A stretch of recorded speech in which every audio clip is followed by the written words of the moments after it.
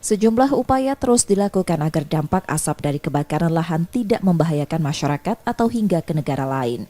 Kerjasama antar lembaga sangat diperlukan karena musim kemarau masih berlangsung sampai akhir September 2023 mendatang. Kebakaran lahan di beberapa provinsi masih terjadi di Sumatera Selatan, Jambi, Kalimantan Tengah, Kalimantan Barat, dan Kalimantan Selatan. Kebakaran dalam batas pengendalian Satgas Pemadaman Darat dan Udara. Kementerian LHK juga melakukan pengendalian kebakaran, terutama di 7 provinsi rawan. Selain patroli terpadu bersama TNI Polri serta BPBD dan mengedepankan pencegahan dengan menghimbau masyarakat tidak melakukan pembukaan lahan dengan membakar.